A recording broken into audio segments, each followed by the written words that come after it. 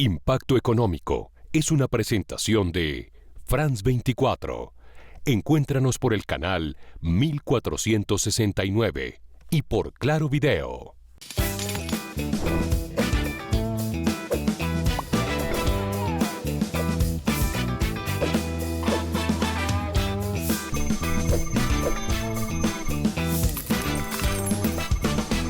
Hoy empezamos Impacto Económico con el análisis de una noticia bastante delicada para la economía colombiana, y es el hecho de que José Antonio Ocampo, el ministro de Hacienda, haya salido del gabinete.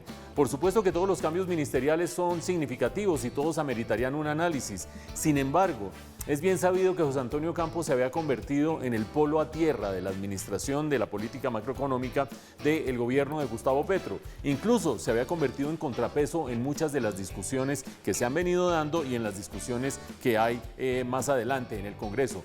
Por ejemplo, José Antonio Ocampo era la persona que había puesto en el otro plato de la balanza la discusión sobre licencias de exploración de petróleo y gas. Mientras otros miembros del gabinete y otros miembros del gobierno, incluido el presidente Petro, decían que no debería haber más licencias de exploración de petróleo y gas, José Antonio Ocampo siempre daba un compás de espera. ¿Por qué? Porque era consciente de que de allí vienen más o menos el 40% de las divisas de exportación y más o menos el 20% de los ingresos del gobierno. Prescindir de eso sería fatal y puede ser fatal para la economía colombiana. También era el ojo avisor sobre la reforma a la salud para que no fuera a salir demasiado costosa, que fuera la que fuera que saliera del Congreso. Y asimismo sobre la reforma pensional. Había diseñado un fondo de ahorro para evitar que los recursos que vayan de los fondos privados de pensiones a Colpensiones se gasten y se malgasten y desequilibren las finanzas públicas hacia adelante. Ahora ha entrado Ricardo Bonilla a reemplazarlo. Ricardo Bonilla tiene buenas credenciales. Ricardo Bonilla fue miembro de una misión de ingresos tributarios que organizó Fedesarrollo y eso quiere decir que conoce bien el tema de las finanzas públicas. Sin embargo, Ricardo Bonilla tendrá que pronunciarse muy rápidamente sobre temas como la sostenibilidad fiscal, sobre todo el respeto a la regla fiscal y sobre todo lo que va a decir acerca del costo fiscal de la reforma pensional y de la reforma a la salud. También tendrá que pronunciarse y defender la autonomía e independencia del Banco de la República, otro de los temas centrales de esta discusión. Y asimismo tendrá que pronunciarse sobre las licencias de exploración de petróleo y gas hacia adelante. Recuerden, 40% de las divisas por exportación, 20% de los ingresos del gobierno. Cualquier cambio en el gabinete es significativo, pero este es particularmente delicado. Los mercados han empezado a reaccionar, veremos cómo se da esta transición muy delicada para la economía colombiana. Aquí empieza Impacto Económico.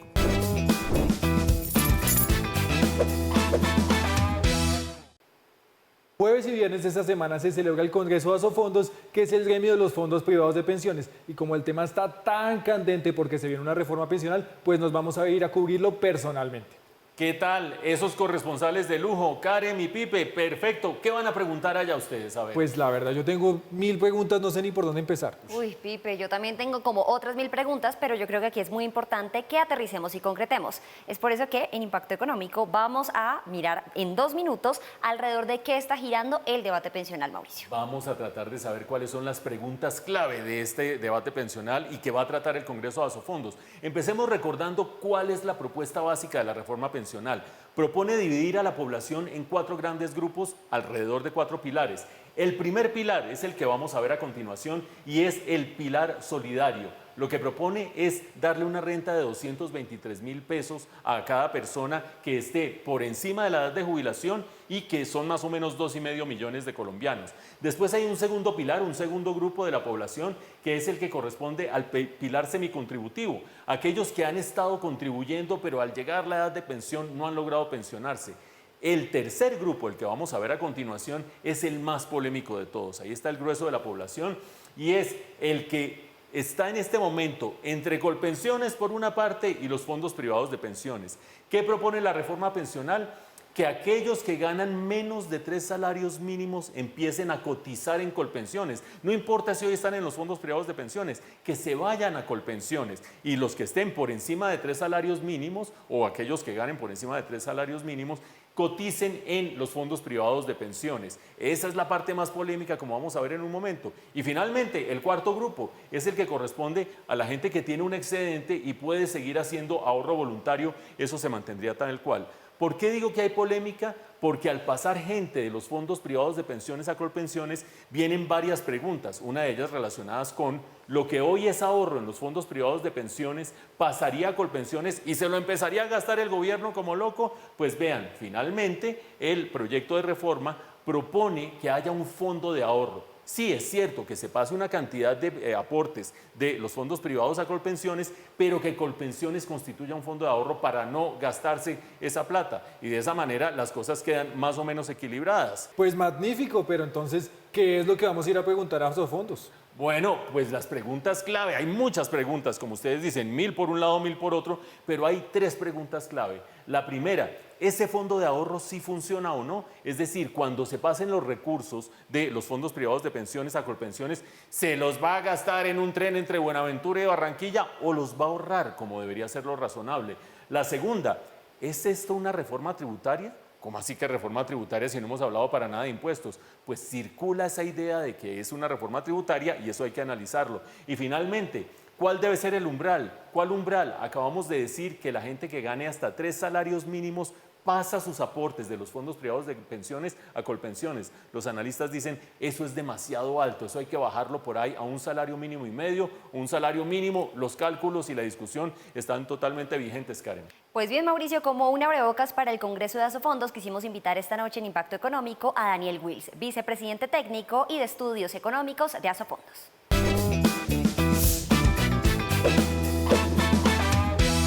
Así es, Karen, estamos con Daniel Wills, el vicepresidente técnico de Asofondos, para hablar un poco de este congreso y de lo que viene. Bienvenido, Daniel, a Impacto Económico.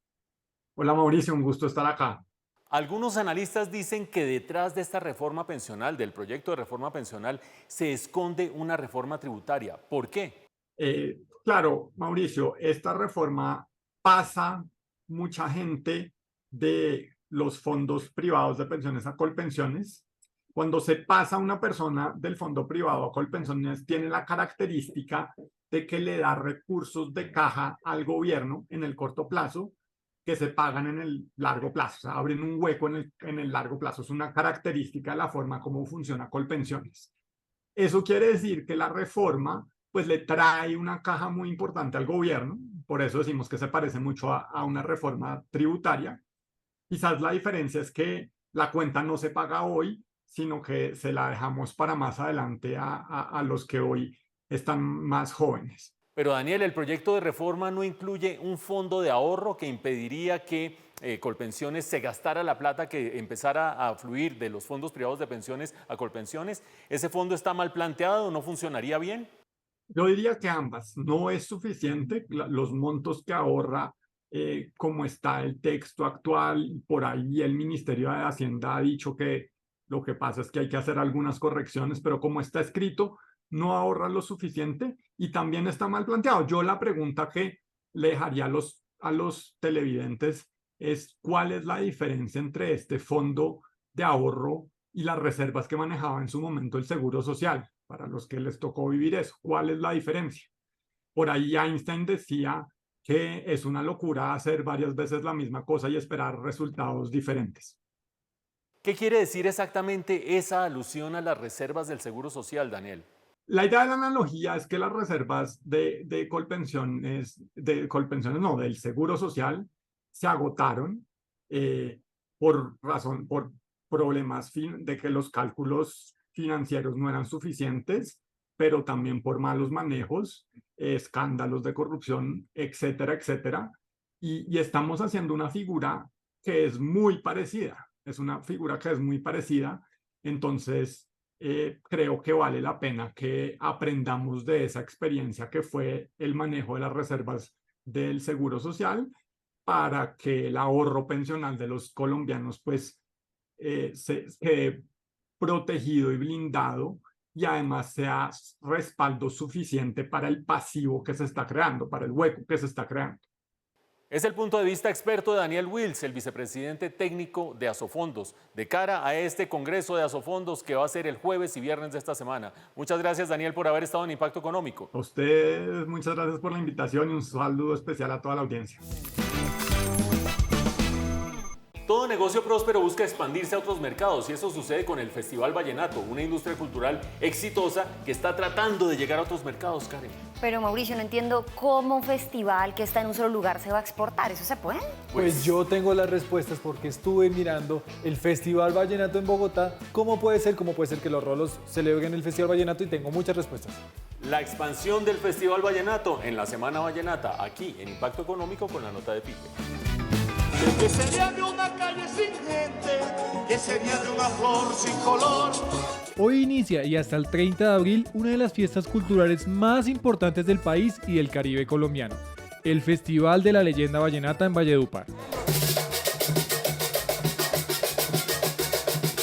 Y como cualquier negocio próspero abre una sucursal en otro mercado, pues ahora los acordeones, las cajas y las guacharacas desde este año también se celebrarán en el centro del país. Tuvimos más de 7.000 espectadores, 10 artistas, fue una experiencia única en este gran escenario donde hubo un storytelling, se contaba la historia de los juglares, de cada artista. El evento fue el pasado fin de semana. Estuvieron artistas como... Tuvimos 10 artistas, desde Jorge Celedón, Guajiro Dangond, Omar Geles, Beto Villa y su sinfónica con todos los juglares. Fue algo nunca visto en la capital de Colombia. Y sirvió de abrebocas del Festival Vallenato en Valledupar.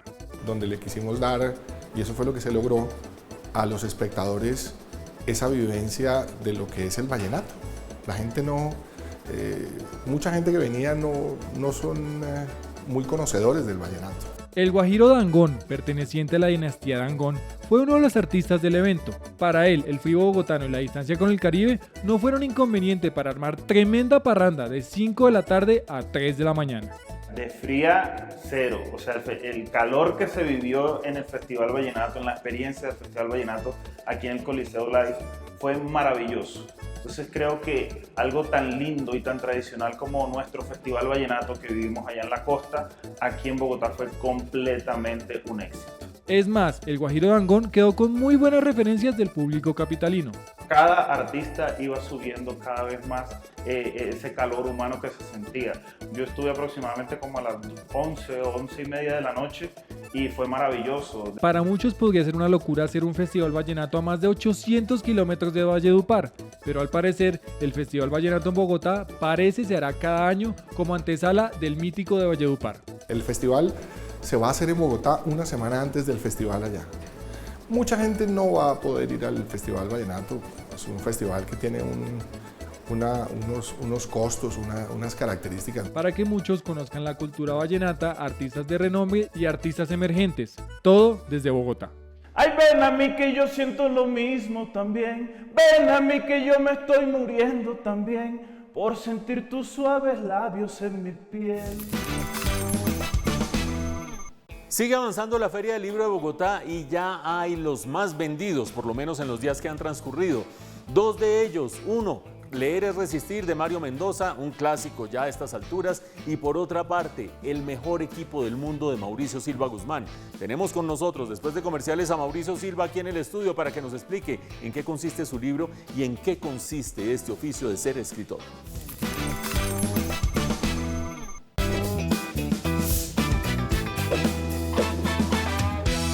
En Impacto Económico estamos como siempre con los grandes protagonistas de la economía colombiana y un protagonista por estos días es la industria editorial. ¿Por qué? Por la Feria del Libro de Bogotá. Imagínense cuáles son los dos libros más vendidos de la Feria del Libro hasta el día de hoy. Pues les voy a dar la clave. Uno es Leer para Resistir de Mario Mendoza, un saludo a Mario Mendoza. El otro es El mejor equipo del mundo de Mauricio Silva Guzmán. Tenemos con nosotros a su autor. Bienvenido, Mauricio, a Impacto Económico. Hola, muchísimas gracias por la invitación. Mauricio, el mejor equipo del mundo. ¿Cuál es el mejor equipo del mundo? El mejor equipo del mundo actualmente no sé cuál es, pero sí tengo muy claro que el mejor equipo del mundo entre 1949 y 1953 fue Millonarios de Bogotá. Y es literal. En el libro usted menciona muchas fuentes que revelan que la gente hablaba del mejor equipo del mundo, que le ganó incluso un triangular al Real Madrid en un aniversario del Real Madrid. Sí, digamos ese es como el momento cumbre, pero lo importante aquí, o por lo menos hay que verlo de dos maneras, va en dos vías. Millonarios de esa época, el Millonarios del Dorado, que lo llamaron el Ballet Azul, primero pues tenía una alineación increíble. Es como si hoy hubiera tenido a Messi, a Mbappé y a Di María en sus líneas, siendo Messi Pedernera, Mbappé Di Stéfano y Di María el Maestrico Báez. No estoy exagerando, son exactamente del mismo nivel. Eso por un lado, una alineación increíble, más el mejor portero de América, el mejor back central, el mejor 5 de América, sí. Eso lo tuvo Millonarios a lo largo de ese periodo. Y además, ya no hay un libro de historia del fútbol mundial que no ponga a Millonarios en esa época como el mejor del mundo. Así que sí, el mejor equipo del mundo es Millonarios de esa época. Entre otras cosas, este libro sirve para que los hinchas de Millonarios nos sintamos orgullosos, pero para que los analistas económicos entendamos ciertos fenómenos. ¿Cómo hace un país cuyo campeonato profesional había arrancado un año antes o 2 años antes para tener tremenda nómina en un equipo? Sí, el Dorado se favorece por 2 aspectos. El primero, la huelga del fútbol en el sur de América. Entre Uruguay y Argentina en el año 48, los futbolistas se declaran en huelga y tienen un problema de Estado fuerte los 2 países. Así que en Colombia empezaba la liga, acuérdese que el torneo profesional colombiano empieza en 1948, lo que hacen particularmente Millonarios, particularmente Alfonso Senior, su presidente, dice, vamos por el mejor jugador del mundo, que entonces era Adolfo Pedernera. Y eso coincide con que la moneda colombiana, el peso colombiano estaba muy fuerte. Yo encontré el dato exacto y el dólar en 1949 estaba a 1.5 pesos. Sí. Entonces era muy fuerte. De tal manera que lo que hace Senior es decirle a Pedernera, ya aterrizándolo en plata blanca, le dice, si usted viene para acá le doy $5.000. $5.000 para un argentino entonces era un Potosí. Y Pedernera por eso se viene y ve que le pagan inmediatamente, con la primera taquilla le dan en tula los dólares. Y ahí es cuando Senior le dice, ¿qué más jugadores hay? Tráigalos, y entonces empiezan a llegar. Le quiero preguntar a Mauricio, ¿qué se siente cuando uno le dicen es uno de los libros más vendidos de la feria? Habrá gente en su casa que dice, hablando de Potosí, se llenó de oro. ¿Cómo es el negocio para un escritor de un libro en Colombia? Primero, está lejísimos que uno se llene de oro. Un bestseller en Colombia es de una cifra mucho menor a la de un país desarrollado. Entonces, no es una venta desorbitada ni representa un cheque enorme para un autor. Eso es lo primero que hay que decir. Lo segundo, pues es una industria jodida y es para el autor una empresa difícil, ¿no? En mi caso, yo hago esto por amor al arte. Yo tengo un trabajo, yo soy editor de la revista Bocas del Tiempo.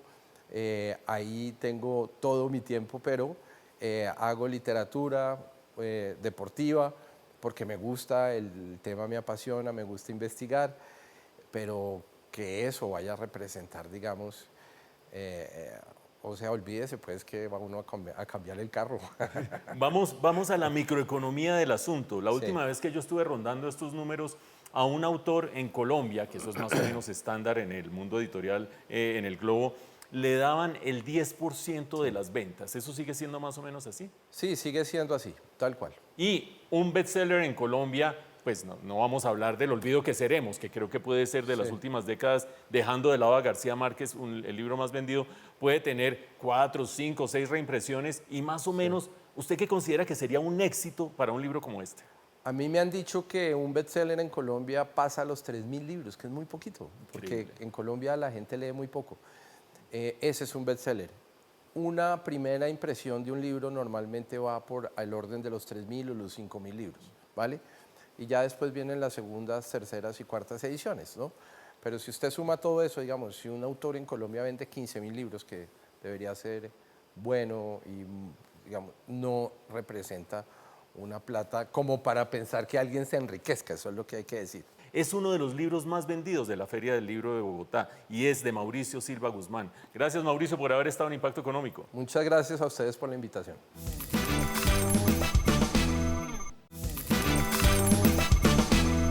La siguiente sección económica es una alianza entre France 24 e Impacto Económico. Y llegamos a la sección de Impacto Internacional, donde le hacemos análisis a las circunstancias del entorno económico global más importantes. Y para ello contamos como siempre con Daniela Blandón de France 24, nuestra aliada. Bienvenida, Daniela. Mauricio, muchas gracias por la invitación. Es un placer como siempre estar acá con ustedes. Bueno, Daniela, el tema de esta semana es la expansión de la gripe aviar que tiene a mucha gente asustada. ¿Qué es lo que está sucediendo en el mundo? Pues resulta que la influenza aviar, comúnmente llamada gripe aviar, ha matado a cientos de millones de aves en todo el mundo. Sin embargo, los gobiernos se han mostrado reacios a implementar programas de vacunación, principalmente debido a las restricciones comerciales que esto implicaría. Francia, por ejemplo, fue el país de la Unión Europea más afectado el año pasado y tuvo que sacrificar a más de 20 millones de aves, mientras que Estados Unidos dice estar viviendo el peor brote de gripe aviar en su historia. Una situación que se ha venido replicando en varios países de América Latina. ¿Y cuál es el riesgo para los seres humanos? Este virus se propaga en gran medida por las aves silvestres que lo transmiten a las aves de corral. En Chile, por ejemplo, las autoridades sanitarias señalaron que el virus puede transmitirse también de aves o mamíferos marinos a humanos, aunque es raro que se contagie de humano a humano. En China, una mujer se convirtió en la primera persona en morir a causa de un tipo de esta gripe que es poco común entre los humanos, como decíamos. Fue la misma Organización Mundial de la Salud la que reveló este caso, aunque hizo énfasis en que en ese punto de que la cepa no parece propagarse entre las personas. ¿Cómo son las circunstancias de esa expansión en América Latina y en concreto en Colombia? Pues Estados Unidos ya ha reportado la muerte de más de 58 millones de pollos, pavos y otras aves en lo que ha considerado, como lo decíamos, el peor brote de su historia. Chile, Perú y Argentina son tres grandes países de América Latina que han experimentado el fuerte brote de esta influenza y que ha afectado no solamente a las aves, sino también a otros mamíferos como los marinos. Aunque Brasil, el mayor exportador de aves de corral del mundo, todavía se mantiene libre de contagio. Si hablamos del caso de Colombia, las autoridades sanitarias ya dijeron haber radicado 47 focos de los 49 presentados en 7 departamentos del país. De todas maneras, hay que decir que, por supuesto, esto tiene efectos en los precios de los pollos y del huevo, ya que son millones de animales los que se están sacrificando y eso disminuye la oferta. Daniela, ¿existe el riesgo de que esto se convierta en una pandemia? La Organización Mundial de la Salud ha dicho que el seguimiento de la gripe aviar es muy importante dada su capacidad para evolucionar y provocar una pandemia. Sin embargo, por ahora los esfuerzos están concentrados en controlar el virus y en probar posibles vacunas. De hecho, en Estados Unidos ya tienen varias en la mira, aunque pues tomará tiempo desarrollarlas. Ahí está el análisis de Daniela Blandón sobre este tema candente para la economía global en esta semana, la gripe aviar. Muchas gracias como siempre, Daniela, por haber estado en Impacto Económico. A ustedes gracias de nuevo por la invitación, nos vemos en una próxima oportunidad. Esta sección económica es una alianza entre France 24 e Impacto Económico.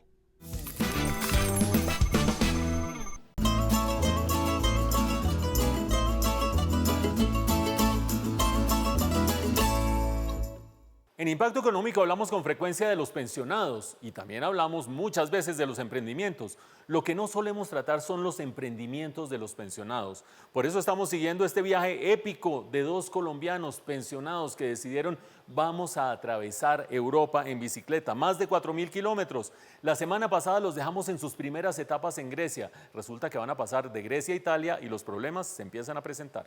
Estamos empezando por una montaña, vamos para esa montaña que va por allá. Y aquí llego Iván. Ahí vamos, subiendo. Ahora los papeles se cambiaron. Alejandro tiene problemas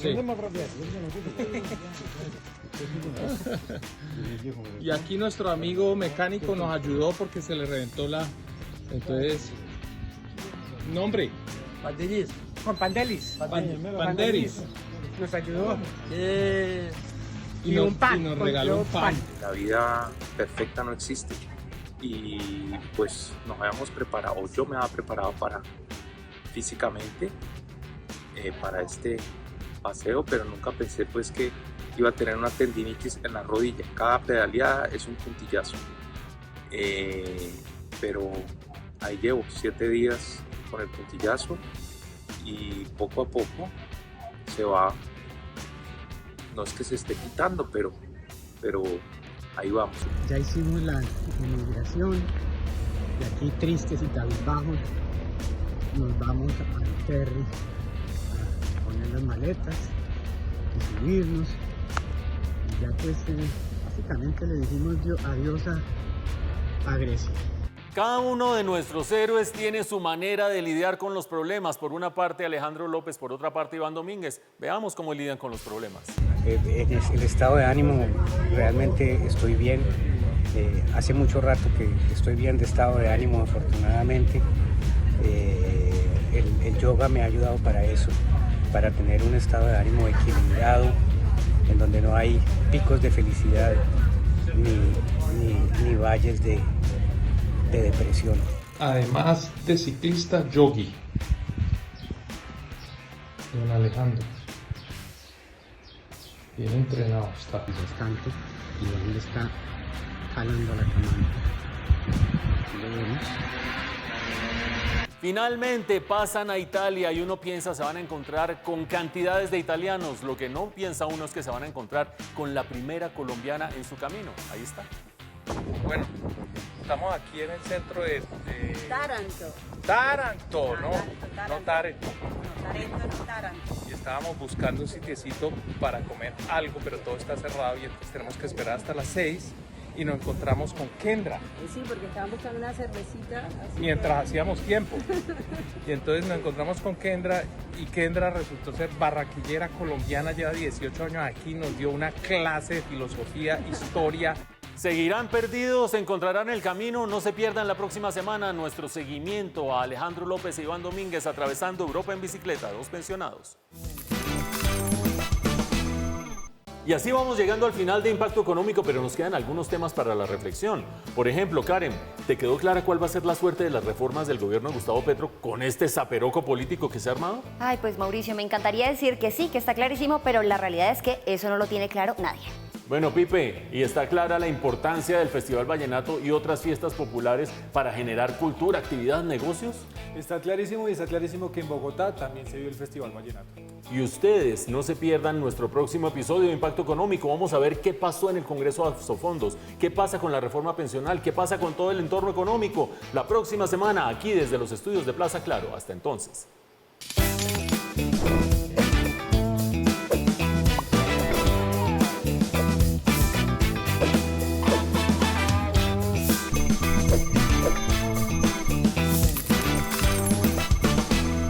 Impacto Económico llegó a ustedes con el patrocinio de France 24.